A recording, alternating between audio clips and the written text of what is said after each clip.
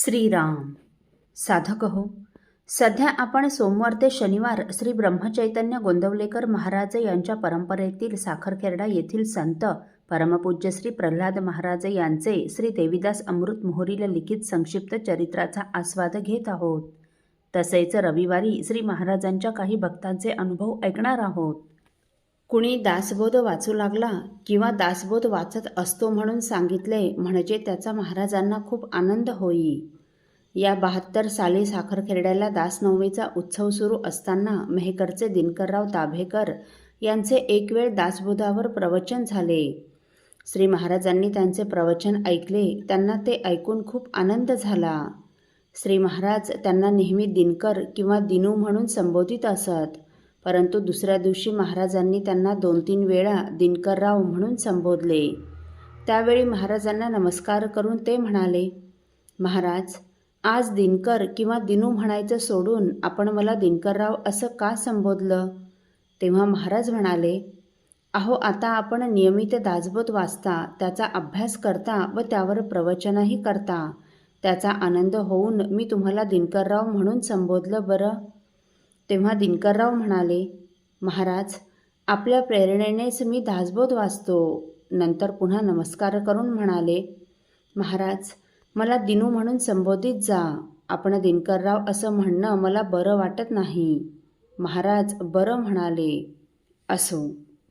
श्री महाराजांचा 79वा वाढदिवस जालना येथे राम मंदिरात करण्याचे ठरले होते.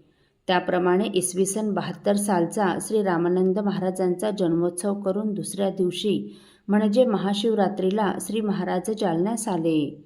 या जन्मोत्सवासाठी परगावची बरीच मंडळी आली होती. यज्ञेश्वर काका व काकूही सावरगावाहून आले होते. या वाढदिवसाच्या निमित्ताने कीर्तन, प्रवचनादी कार्यक्रम व अखंड नामजप ठेवण्यात आला होता. महाशिवरात्रीला सकाळी रामरायाला लघुरुद्राभिषेक झाला. सायन उपासना झाल्यावर नागपूरचे माधवराव जोशीबुवा यांचे कीर्तन झाले. दुसऱ्या दिवशी सकाळी काकडा झाल्यावर श्री महाराज व जिजीमाईला सनईचा उघडा लावून व बंगईवर बसवून मंगलस्नान घालण्यात आले. नंतर श्री रामरायाला पवमानाभिषेक झाला.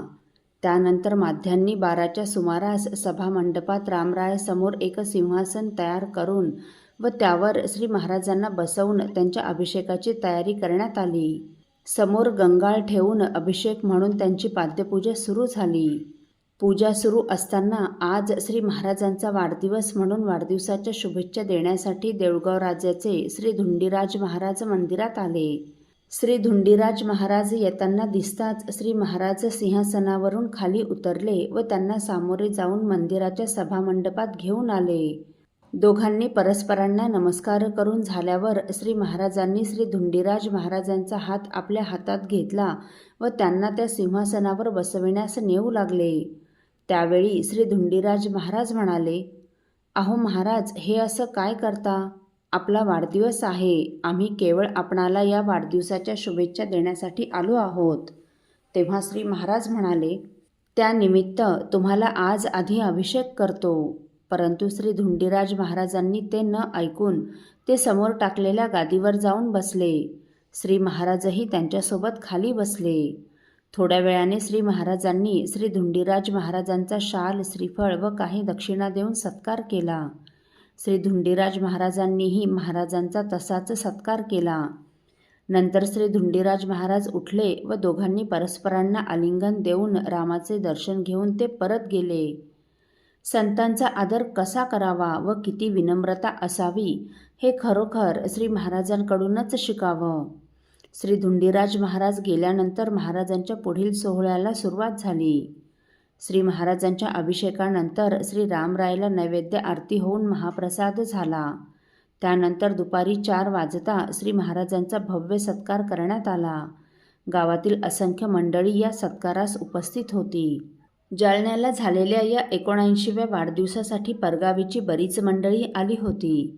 त्यात अकोल्यातील कृष्णराव उर्फ दादासाहेब देशपांडे पातुरकर, बाळ गदाधर, राम संगवई, प्रभाकरराव गावपांडे, उपाध्ये काका आदींचा समावेश होता.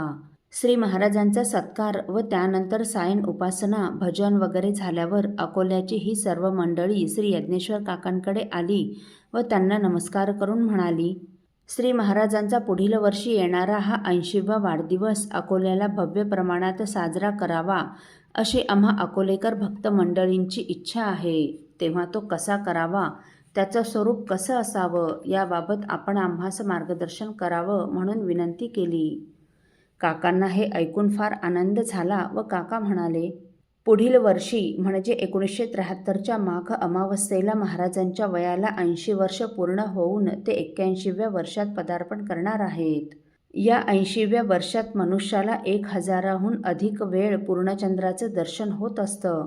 असं सहस्त्रपूर्ण चंद्रोदयाचं दर्शन मनुष्याला या 80 वर्षात होत असते. म्हणून सहस्त्रचंद्र दर्शन शांतीचा प्रयोग यावेळी करतात असे श्री यज्ञेश्वर काकांनी सांगितले. तेव्हा काकांना नमस्कार करून दादासाहेब पातुरकर म्हणाले, आपण अकोल्यालाही सहस्त्रचंद्र दर्शन शांती व त्याचबरोबर श्री महाराजांची रौप्य तुला करू. काकांना हे ऐकून खूप आनंद झाला. लगेच काकांसह ही सर्व मंडळी श्री महाराजांकडे आली व श्री महाराजांना साष्टांग नमस्कार करून म्हणाली, महाराज, आपला पुढील वर्षी येणारा 80वा वर्धापन दिन काकांच्या सल्ल्यानुसार सहस्त्रचंद्र दर्शन शांती व रौप्य तुला करून शास्त्रानुसार अकोला येथे साजरा करू.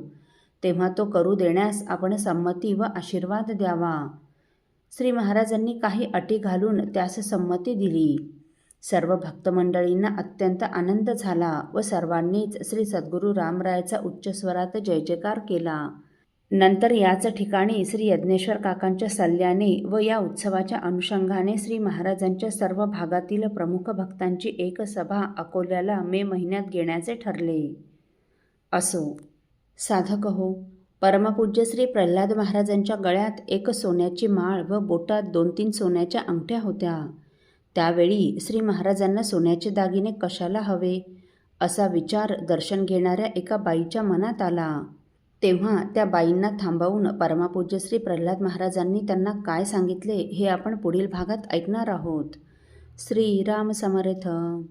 आपल्यातील कोणा श्रींच्या भक्तांना श्रींचे काही अनुभव आले असतील तर कृपया आपण मला ते 9422843253 अथवा सुनील दादांच्या 9892608401 या व्हॉट्सअप नंबरवर कळवावेत अशी नम्र विनंती.